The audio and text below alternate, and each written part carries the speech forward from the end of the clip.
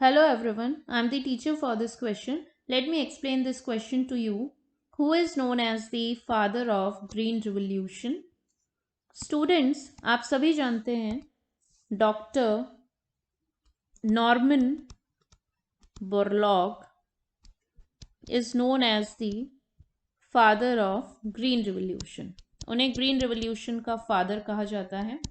क्यों कहा जाता है? क्योंकि उन्होंने इंटरनेशनल लेवल पे ग्रीन रिवोल्यूशन के थ्रू मिलियंस ऑफ लोगों को फूड और हंगर, जो स्टार्वेशन से मर रहे थे, उनको फूड प्रोवाइड करके इन्होंने एक इंटरनेशनल स्टेप लिया, इसलिए इन्हें ग्रीन रिवोल्यूशन का फादर कहा जाता है.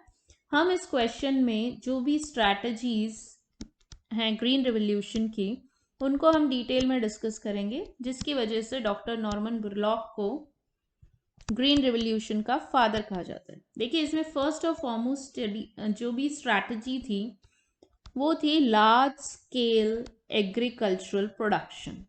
लार्ज स्केल एग्रीकल्चरल प्रोडक्शन का स्टूडेंट्स क्या मतलब होता है कि पर्टिकुलरली जो फूड ग्रेन्स हैं उनका जो प्रोडक्शन है वो लार्ज स्केल पे होना चाहिए. आप कहेंगे फूड ग्रेन्स, पर्टिकुलरली सीरियल्स. आप सभी जानते हैं कि जो हमारी स्टेपल डाइट है that is wheat, rice, depending on, तो जो फूड ग्रेन का प्रोडक्शन है इसका मेन एम था वो 2 to 3 टाइम्स इंक्रीज करना सबसे पहले. और ये कैसे इंक्रीज होगा, इसके लिए इन्होंने केमिकल्स के यूज को इंक्रीज किया, जैसे कि fertilisers, by using fertilisers, pesticides and insecticides. आप कहेंगे कि इन सबको यूज करने से क्या फायदा हुआ?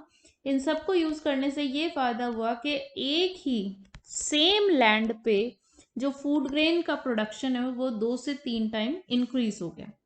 जो सेकेंड इंपॉर्टेंट कंट्रीब्यूशन है वो development of high yielding varieties.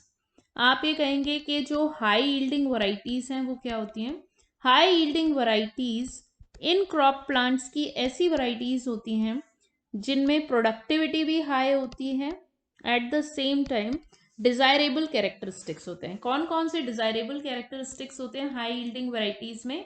एक तो उनकी प्रोडक्टिविटी हाई होती है, क्योंकि हमें प्रोडक्शन के साथ साथ क्वालिटी पे भी ध्यान देना था, इसलिए उन्होंने हाई यील्डिंग वैरायटीज को यूज किया. एक तो प्रोडक्टिविटी हाई होती है, दूसरा उनमें किसी भी टाइप के डिजीज से लड़ने की क्षमता बहुत ज़्यादा होती है, जैसे कि वायरल डिजीजेस, बैक्टीरियल डिजीजेस, ये सारी डिजीजेस से वो रेजिस्टेंट होती हैं. तो इन कैरेक्टरिस्टिक्स को इनकॉर्पोरेट करके हाई यील्डिंग वैरायटीज को डेवलप किया गया. एट द सेम टाइम उन्होंने सेमी ड्वार्फ वेराइटीज को डेवलप किया. सेमी ड्वार्फ वेराइटीज भी उन्होंने सीरियल्स के लिए डेवलप करी. फॉर एग्जाम्पल वीट के लिए, वीट और मेज के लिए जो सेमी ड्वार्फ वेराइटीज डेवलप की गई थी वो इंटरनेशनल वीट एंड मेज रिसर्च सेंटर में, वो मैक्सिको में डेवलप की गई थी.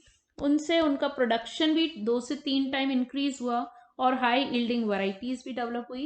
एट द सेम टाइम जो राइस के लिए वैरायटी डेवलप की गई थी वो IR8 थी, इंटरनेशनल राइस रिसर्च इंस्टीट्यूट में डेवलप की गई थी.